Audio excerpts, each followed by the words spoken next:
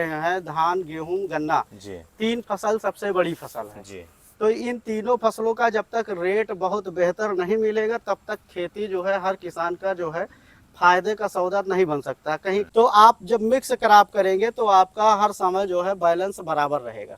कैसे इसको एक साथ 2 फसल 3 फसल लिया जाए जिससे जुताई, बुआई और पानी का भी खर्च कम हो, और 2006 से हम पूरी तरह से काम कर रहे हैं।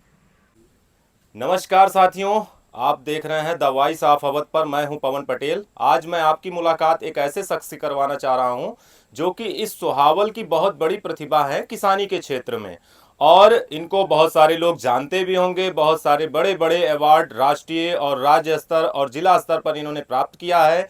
लेकिन हम इनको आज आपको इस द वॉइस ऑफ अवध अपने प्लेटफॉर्म पर लेकर आए हैं। आपसे बातचीत करेंगे, आपसे जानेंगे कि किस खेती और किसानी के लिए आपने कितने बड़े बड़े कारनामे किए हैं और किस प्रकार आप छोटे और बड़े किसानों को एक मैसेज देना चाहते हैं। आपका स्वागत है शोभाराम जी हमारे इस प्लेटफॉर्म पर।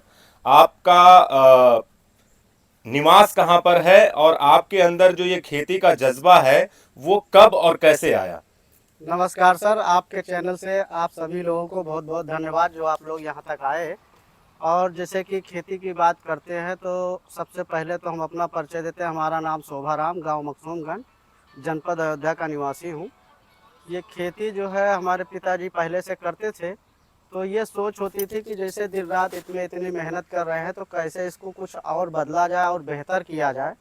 तो उस सिलसिले में हमने शुरू किया काम। तो लगभग 2006 से हम पूरी तरह से काम कर रहे हैं, और इसमें हमने एक चीज़ ये देखा कि कैसे इसको एक साथ 2 फसल 3 फसल लिया जाए जिससे जुताई, बुआई और पानी का भी खर्च कम हो और मेन फसल हमारी मुख्य रूप से तैयार हो। तो उसको करते हुए पहले तो 2 फसल किए, अब वो फसल की गिनती ही नहीं रह गई। जैसे आप जिस जगह पे खड़े हैं जी। ये पूरा एरिया जो है एक समय फ्यूजेरियम बिल्ड से ग्रसित हो गया, जो कि पूरी तरह केला खत्म हो गया और फिर से केले को लाए। और जो दूरी होती है मानक देखिए 6 फीट के बजाय हमने 10 फीट कर दिया है। अच्छा। और 10 फीट के बजाय फिर 4-4 फीट पे पौधा कर दिया।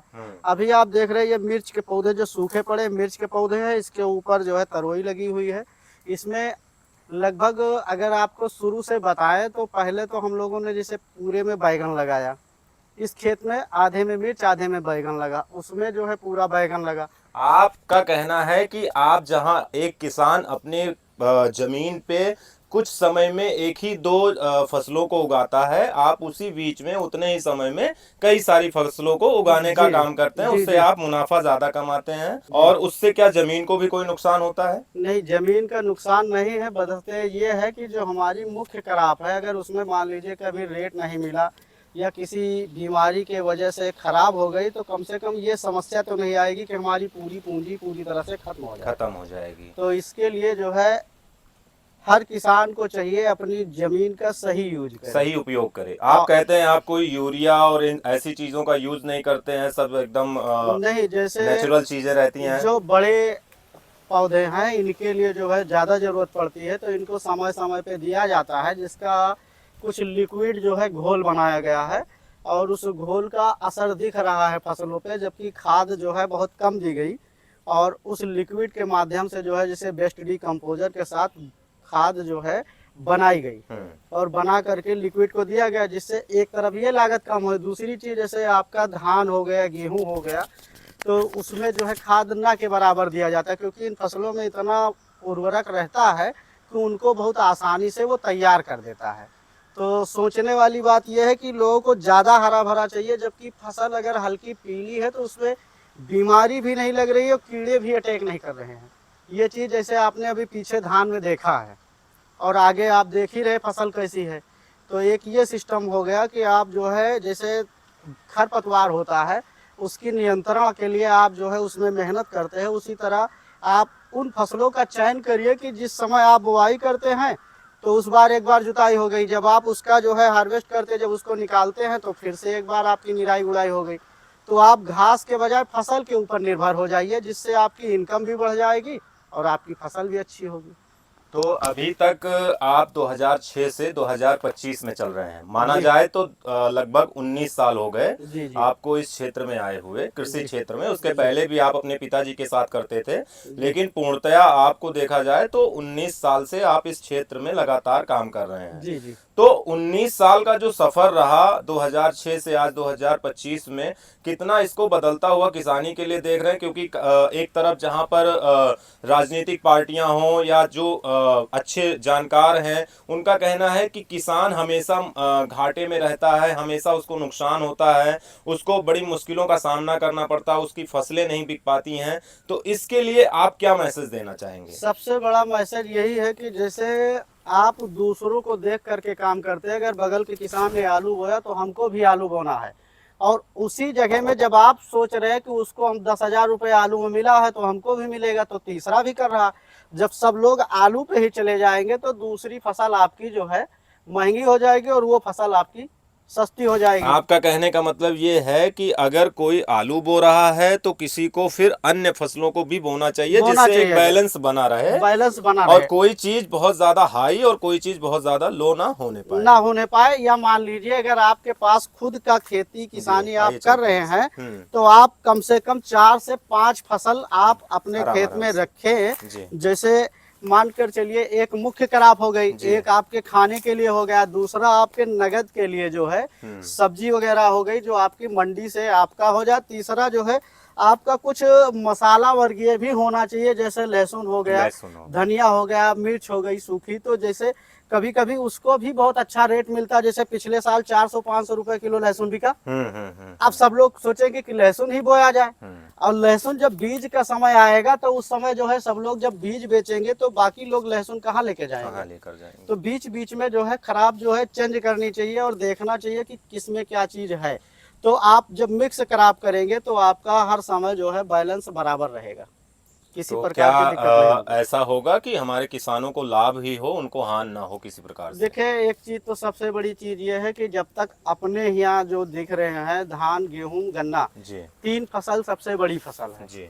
तो इन तीनों फसलों का जब तक रेट बहुत बेहतर नहीं मिलेगा तब तक खेती जो है हर किसान का जो है फायदे का सौदा नहीं बन सकता। कहीं पे खलार एरिया है उनको केवल धान ही करना है, तो हर आदमी के लिए जो है कुछ ना कुछ उसमें बदलाव होना चाहिए। जैसे 3 फसल अगर वो लेंगे थोड़ा अलग अलग करके तो जिससे उसमें कुछ सुधार हो सकता है। बाकी तो जैसे मान लीजिए धान गेहूं के ऊपर ही ज़्यादा लोग डिपेंड है, तो उसमें जब तक उनको एक अच्छा रेट या अच्छा पैदावार नहीं लेंगे, तो जैसे आज के समय में आप प्राकृतिक रूप से पैदा करते हैं तो हर आदमी उसका रेट अलग देना चाह रहा है। सबको जो है दवा केमिकल से बचत मांग रहा है। तो कुछ रूप से जैसे आपको देखिए अभी खाद के लिए यूरिया का इतना शॉर्टेज हुआ, सब कुछ हुआ, तो इसमें आप स्वयं आत्मनिर्भर निर्भर बने और कुछ प्राकृतिक खेती की ओर चले। अगर आप बेचने के लिए नहीं कर पा रहे तो कम से कम अपने खाने के लिए ही उगाएं जरूर करें। और अपना एक किचन गार्डन तैयार करें कि बाउंड्री पे तरोई हो गई, लौकी हो गई, कद्दू हो गया, तो जिससे आप अपना जितना घर पे खाएंगे तो उतना पैसा आपका बाहर जाने से बचेगा।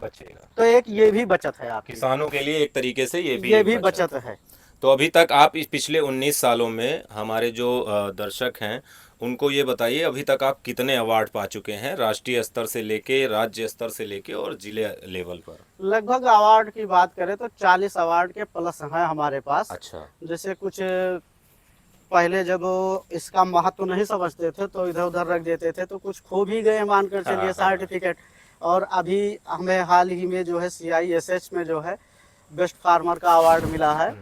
ये भारतीय फल अनुसंधान वहाँ पे संस्थान मतलब पूरे लखनऊ भारत में। के किसान थे? नहीं नहीं, उत्तर जैसे प्रदेश? मतलब उत्तर प्रदेश के ही किसान थे, लेकिन जो है वो एक भारत का जो है बहुत बड़ा संस्थान है, भारतीय फल अनुसंधान संस्थान है। जी। तो उसमें वहाँ का उस सेंटर का जहाँ जहाँ पे रिसर्च चल रहा है उन जगह के किसानों को बुलाया गया था। कई FPOs थे और सभी अधिकारी थे और तमाम जो है उसमें पुराने जो रिटायर्ड कुलपति और जो वहाँ के डायरेक्टर थे वो लोग भी थे। तो सब लोग जो है मिल करके उस संस्थान को और बेहतर बनाने के लिए एक प्रयास कर रहे हैं, जिसमें जहाँ जहाँ पे वहाँ का रिसर्च चल रहा है उस जगह के किसानों को सम्मानित किए। तो शोभाराम जी, अभी आप केला की खेती कर रहे हैं और उसके साथ साथ धान की खेती कर रहे हैं, और मिर्च भी आपने बताया, आपने मिर्च भी लगा रखी है, और क्या क्या एक साथ आप इस समय खेती कर रहे हैं मौके पर? जैसे अभी बगल वाला जो लगा हुआ है उसमें नया पौधा जो है केले का लगा हुआ है। जी। धान पक करके एक वैरायटी तैयार है हम्म। और दूसरा जो है निकल रहा है।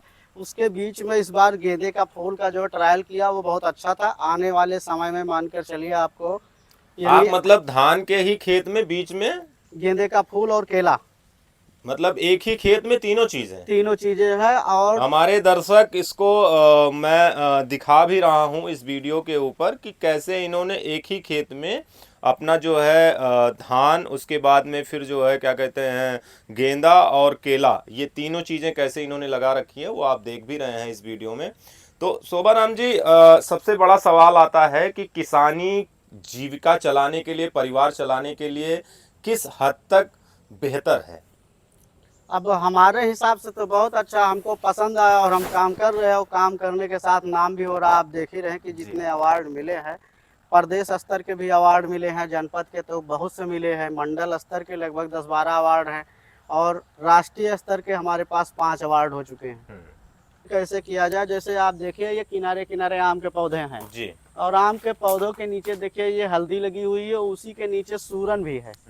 ठीक है, इसके सूरन के अलावा जो है उस जगह पे आगे और उस साइड में अदरक भी लगाए हैं। जी। तो कुछ लोग कहते हैं यहाँ की अदरक में टेस्ट नहीं होता है, तो वो भी आप पत्तियों से ही उसके टेस्ट का अंदाजा लगा सकते हैं कि अदरक किस स्तर की जो है।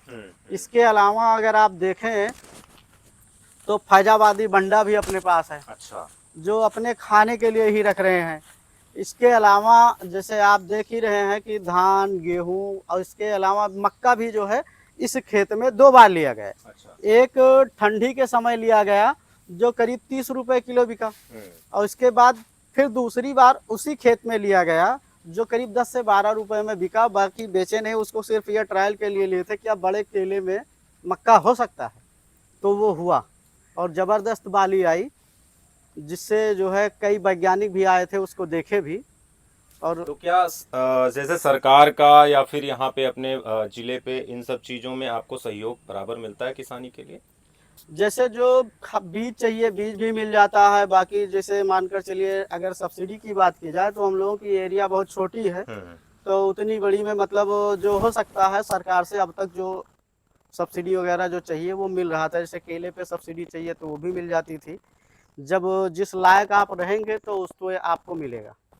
अगर किसानी में देखा जाए तो मैं आखिरी सवाल आपसे करूँगा, जी। किसानी में देखा जाए तो छोटे किसान और बड़े किसान में क्या अंतर है? बड़े किसान और छोटे किसान में अंतर ये है, जैसे मानकर चलिए जिसके पास 1 एकड़ से कम ज़मीन है तो वो मजदूर किसान होगा, सीधी सी बात है।